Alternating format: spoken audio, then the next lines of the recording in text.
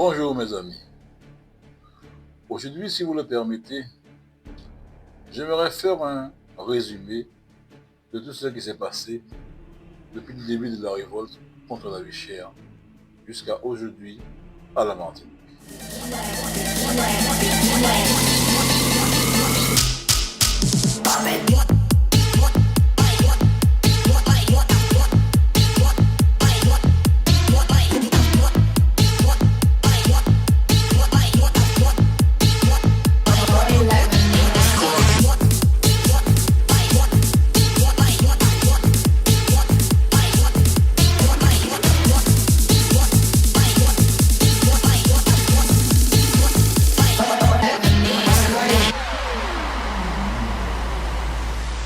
Depuis le mois de septembre, mes amis, la Martinique est le théâtre d'une mobilisation sans précédent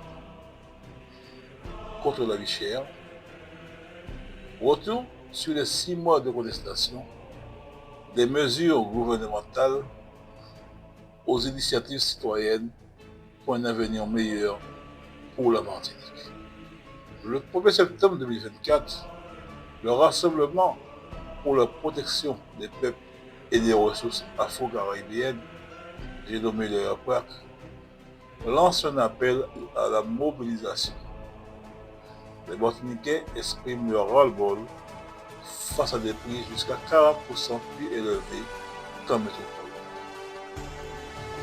Rapidement, le mouvement prend de l'ampleur. Dès la nuit du 2 au 3 septembre, les affrontements éclatent à Fort-de-France, entraînant des blessés parmi les forces de l'ordre. Les manifestations pacifiques laissent place à des Des scènes barrages de fortune incendiés au pied de l'église de Sainte-Thérèse. Plusieurs quartiers de Fort-de-France se sont embrasés. Une nouvelle nuit d'émeutes et d'affrontements avec les forces de l'ordre. 6 policiers ont été blessés par des tirs de plomb. Hier matin déjà, les habitants de Fort-de-France s'étaient réveillés devant des carcasses de voitures en feu.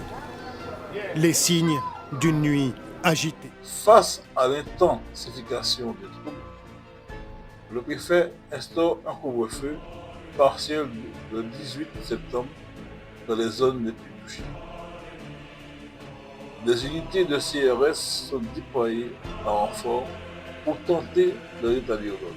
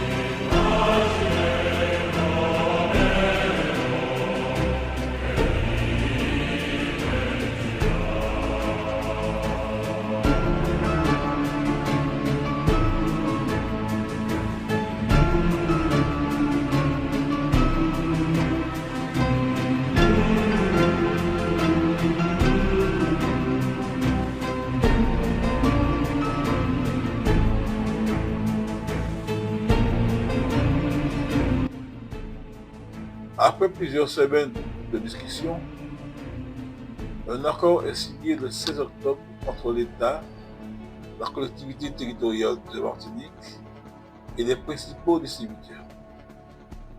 Il prévoit une réduction de 20% sur plus de 6 000 produits alimentaires. Cependant, le RAPAC, qui est à l'initiative du mouvement, rejette cet accord, estimant de juste loi les mesures insuffisantes. Réunis autour de la table, des représentants de l'État, des acteurs de la distribution et des militants. Un 7e volet de négociation pour lutter contre la vie chère, conclu par un accord mercredi soir. L'accumulation des efforts collectifs prévus dans le protocole permettra aux hypermarchés de procéder à une réduction de 20% en moyenne des prix de vente, actuellement pratiqués sur une liste de 54 familles de produits correspondant aux produits alimentaires les plus consommés. En Martinique, les prix de l'alimentaire sont 40% plus élevés que dans l'Hexagone.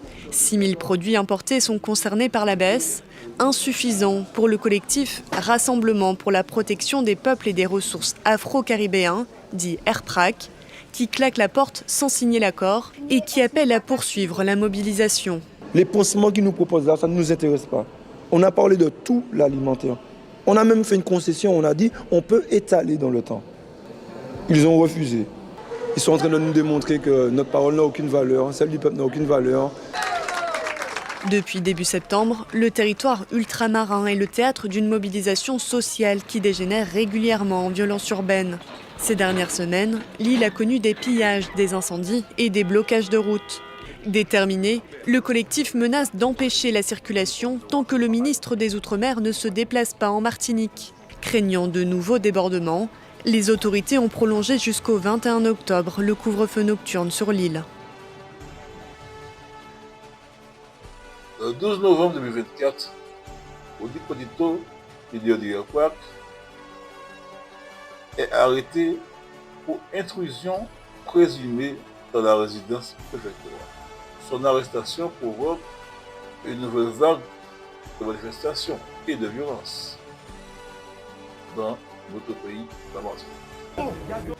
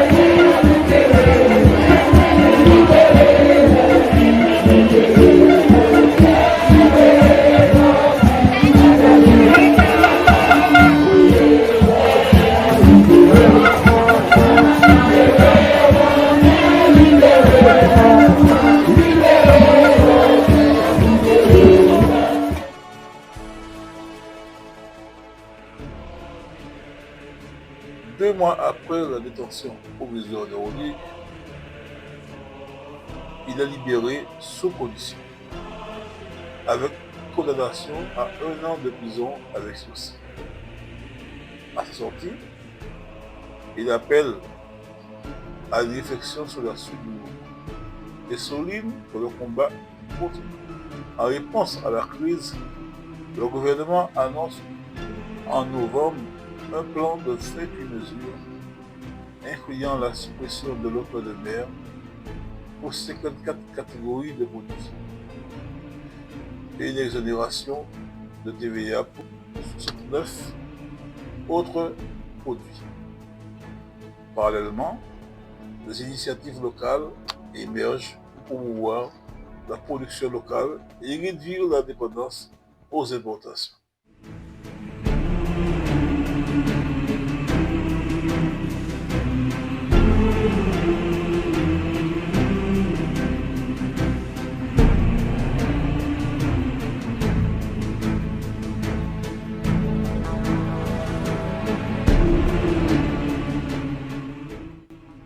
En décembre 2024, la chute du gouvernement Barnier entraîne la suppression du protocole contre la vie chère, plongeant la Martinique dans une incertitude quant à l'avenir.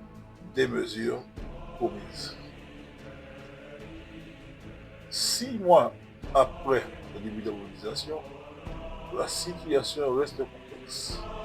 Les Martiniquais continuent de se battre pour un avenir plus juste et équitable, démontrant une résilience et une détermination exemplaire. La lutte contre la vie chère en Martinique est loin d'être terminée. Les mesures prises, bien que significatives, peinent à convaincre une population exaspérée. Entre l'action gouvernementale et l'initiative citoyenne, l'avenir de l'île dépend de la capacité de tous à travailler ensemble pour un changement réel. Et vous, qu'en pensez-vous?